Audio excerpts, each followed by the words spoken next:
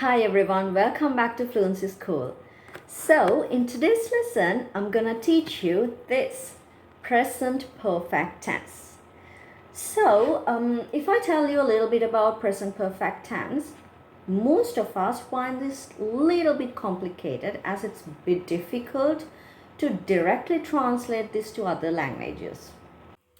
So, in this lesson, I'm going to help you understand how and when to use present perfect tense with examples. Right, present perfect tense can be used in these situations. Number one, an action which already happened in the past, but you can see the result of that particular action in the present. In that case, you can use the present perfect tense.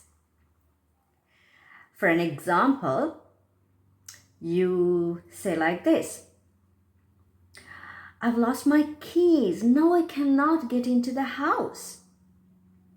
Right? So losing the keys, that action happened in the past, and the result we can see now because you cannot go into the house. Number two, an action that started in the past, if it's still continuing in the present, then you can use the present perfect tense to talk about that action. For an example, I have lived in Sri Lanka since 2010. I have lived in Sri Lanka since 2010. So this person started living in Sri Lanka in 2010 and still continues to live. Situation number three, when you have to talk about your experiences. For an example, I have been to UK. I have been to UK. That means you have experience going to or traveling to UK. Or else you can say, oh, I've read that book. I have read that book, or I've read that book before. You have experience reading that particular book. Situation number four, to indicate a particular change over time, like with time, certain things change, right? So if you want to talk about something like that, for that also you can use the present perfect tense. For example, you go to see your grandma after a very long time. Your grandma takes a look at you and says like this: My, you have grown up. Right? You have grown up. She's indicating the change that had taken place. Right, everyone, we looked at all the situations that we can use the present perfect tense with. Now let's see the formation of sentences and questions. When it comes to forming statements or sentences and questions, it's important that we use the auxiliary verb plus the past participle of the verb that we use. There are two auxiliary verbs that we can use: has with singular nouns and pronouns, have with plural nouns and pronouns, plus the past participle of the verb that we use. Right, so let's see how to form a present perfect tense statement or a sentence. Right, the formation or the structure should be subject, auxiliary verb, past participle of the verb, and then the object and the rest of the sentence. Right, so for an example, you can say, Tom has flown a kite. Tom has flown a kite. Another example can be like this: They have played the entire day. They have played cricket the entire day. Right. Now let's see how to form a negative sentence using the present perfect tense.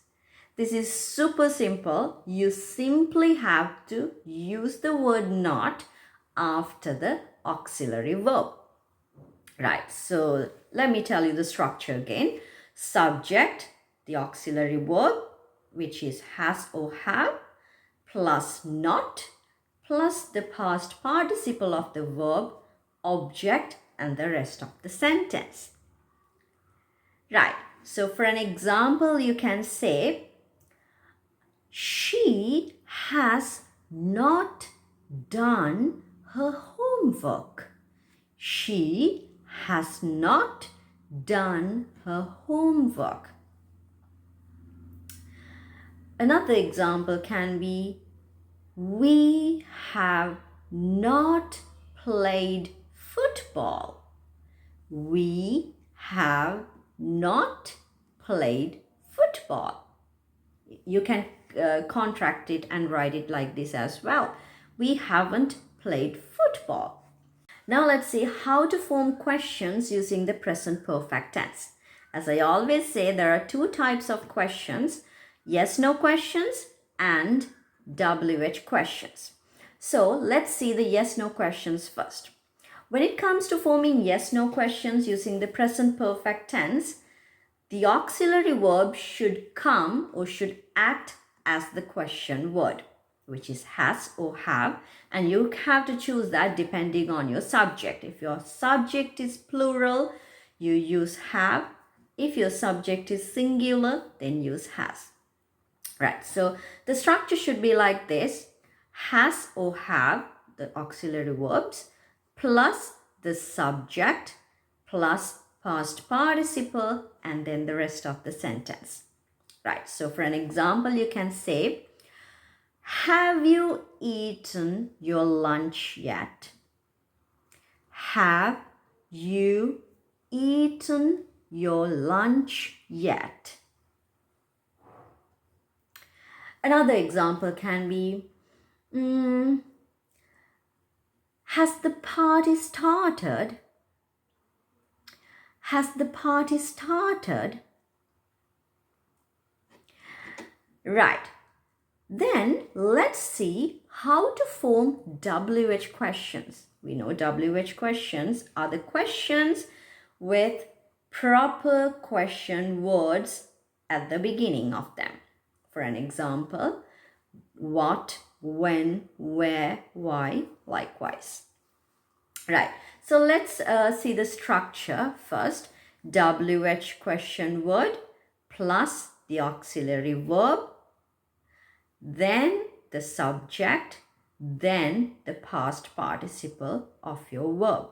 For an example, you can ask a question like this: where have you been? Where have you been? What have you done to your hair? What have you done to your hair? Right, everyone. So that's it for today's lesson. I mean, that's not all about the present perfect tense. That is the basic of it. Right, so I hope you were able to understand the basics of the present perfect tense. I'll see you soon with a new video. Until then, take care and stay safe.